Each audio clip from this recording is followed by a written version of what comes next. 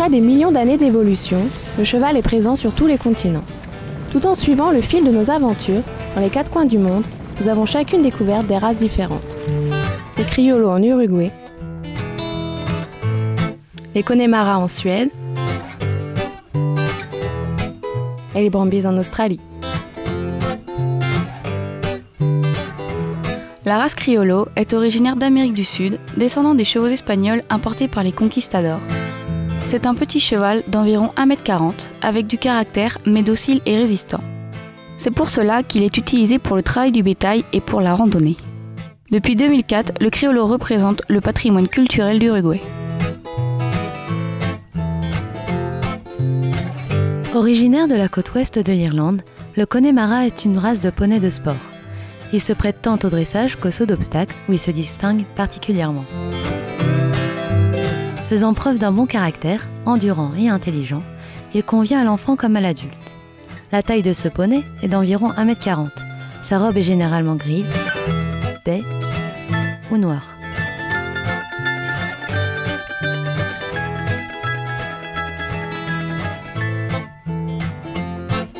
Le Brumby est un cheval retourné à l'état sauvage. C'est un mélange de races descendants des montures échappées par les colons européens. Les Brumbies sont considérés comme une nuisance par les éleveurs. Ils volent la nourriture du bétail et piétinent les surfaces cultivables. Et c'est pour cela qu'ils sont abattus. Ce cheval de petite taille, 1,50 m, aux sabots fragiles, n'est pas adapté au travail. Le besoin d'un cheval solide pour travailler le bétail les a entraînés à créer l'Australian Stock Horse. Il a vu le jour au sud de l'Australie. Promu race officielle au Stud Book en 1971, il est bien adapté au travail du bétail, d'une grande agilité et d'un courage hors norme.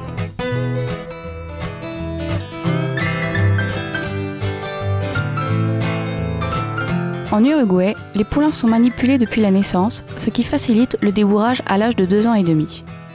Le premier apprentissage débute par l'harnachement, suivi d'un travail basé sur la direction, d'abord à pied, puis monté. Une fois le débourrage terminé, le jeune cheval retourne au pré jusqu'à ses 4 ans. En Suède et en Australie, la manipulation se fait également dès la naissance. Cependant, le travail qui suit se déroule en carrière. Il est d'abord longé aux 3 allures en licol. Une fois habitué à ce travail, il est sellé puis monté pendant plusieurs semaines, toujours à la longe, jusqu'à obtenir une totale confiance de la part de l'animal. Pour finir, il sera simplement guidé par le cavalier et un travail plus approfondi pourra commencer. Selon les pays et l'utilisation du cheval, les soins prodigués sont différents. Pour les poneys de compétition, on effectue dès l'âge de 3 ans un contrôle et des massages par un équithérapeute, ainsi qu'une visite chez le dentiste équin. Les poneys sont suivis avec soin par le maréchal suite à l'usure des sabots due à un entraînement régulier.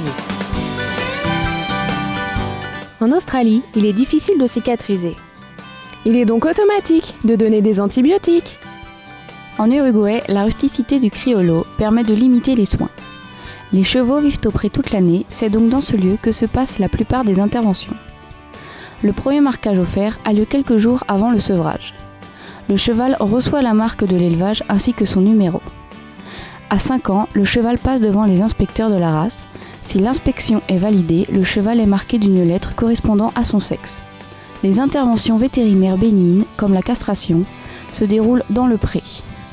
Le cheval est tranquillisé, mis à terre, attaché avec une lanière de cuir. Une fois l'opération effectuée, l'animal est relâché et cicatrise naturellement.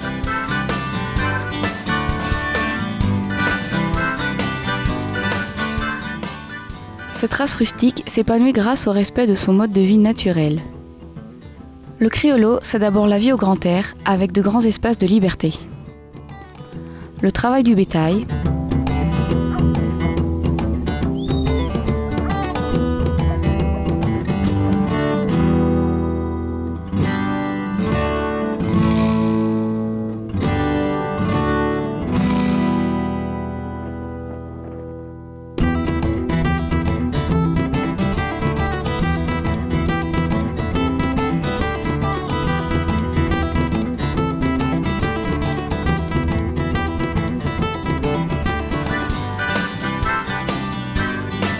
l'endurance,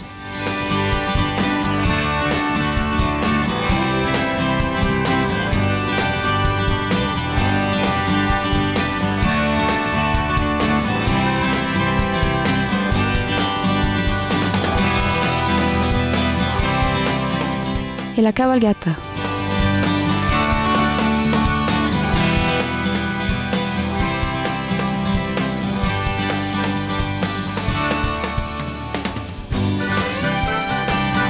Les compétitions comportent des épreuves traditionnelles qui mettent en avant les points forts de ce cheval au travail,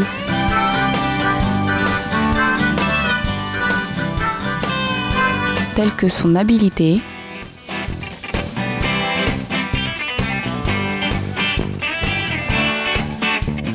sa docilité,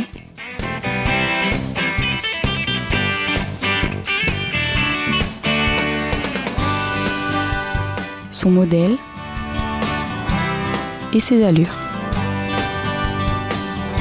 D'une façon plus classique, le cheval commence son apprentissage à l'obstacle par le saut en liberté. Ce sera notamment une épreuve lors des présentations en modèles et allures du poney Connemara. Ensuite, le cheval est monté en extérieur pour sauter des obstacles naturels, idéal pour la mise en confiance. Dès l'âge de 4 ans, les poneys sont travaillés 1 à 2 fois par semaine aux écuries, puis en concours le week-end.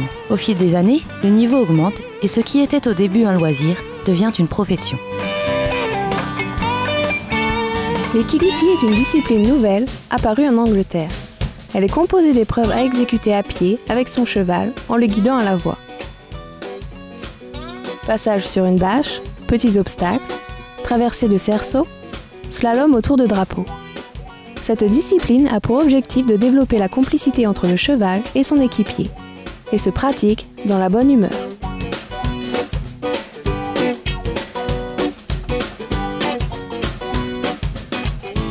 Le tourisme équestre est une activité en pleine expansion dans tous les pays du monde.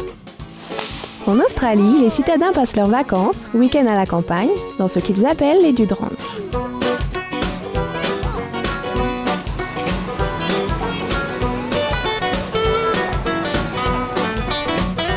Profitant d'un cadre idyllique, ils montent à cheval et participent aux activités de la ferme. Le travail au ranch consistait surtout à sceller et déceler les chevaux pour les touristes, ainsi que de les encadrer durant les balades. Dans de grandes étendues, les chevaux vivent en troupeau et s'éloignent parfois à plusieurs kilomètres de la propriété. L'apport d'aliments se fait donc en 4x4. Le matin, une moto était utilisée pour regrouper et ramener les chevaux en direction du ranch. Les Kids Camp, camps de vacances pour enfants, sont très appréciés des jeunes Australiens. Je m'appelle Phoebe. Je prends français à l'école. Je parle français de temps en temps chez moi.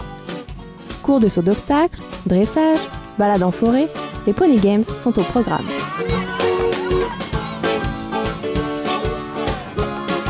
Le prix d'un cheval varie selon plusieurs critères. Celui-ci peut avoir une bonne génétique, par exemple être classé en haut niveau de compétition. Le choix de la race est aussi décisif. Selon sa morphologie, il sera adapté à des activités spécifiques.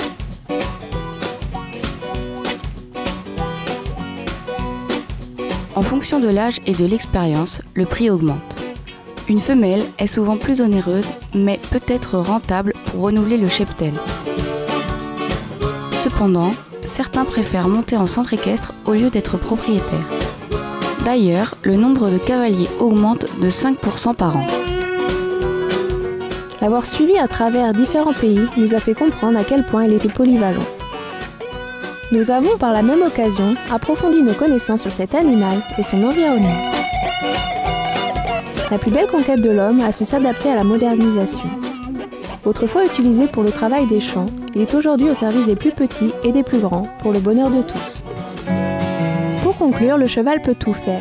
Il est aussi bien un moyen de gagner sa vie que de se faire plaisir. Après des mois de dur labeur, place aux vacances. Ophélie, la gaucha, nous présente son périple.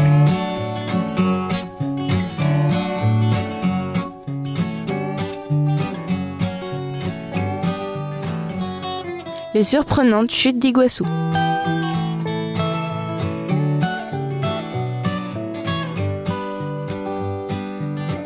La magnifique montagne aux 7 couleurs.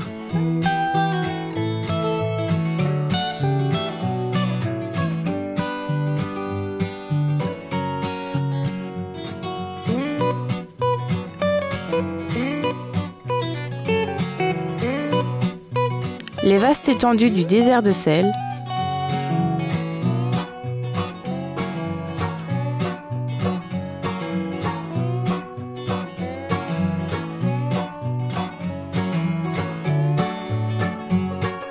Céline, en reine du tourisme, part à la découverte de l'Australie et nous amène au parc de Lynchfield.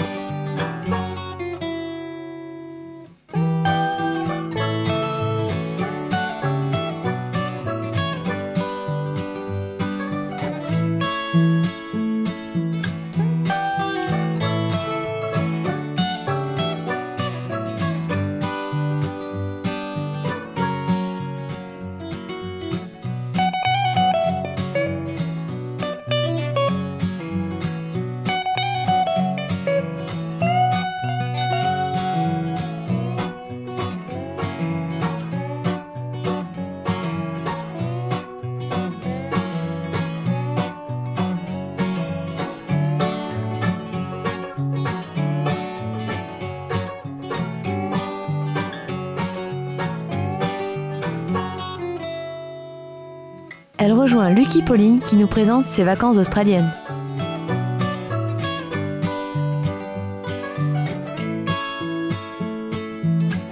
Le voyage, c'est aussi des rencontres.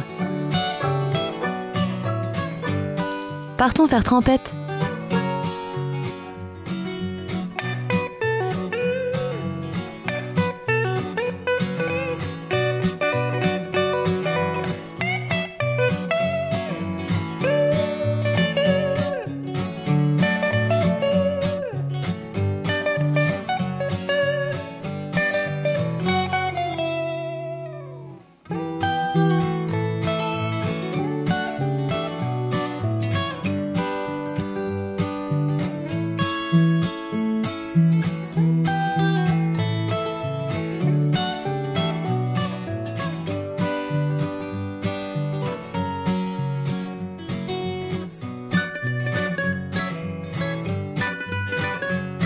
Avant d'aller au JO, Charlène part à la pêche. Quelle belle prise! Elle visite le plus grand lac d'Europe.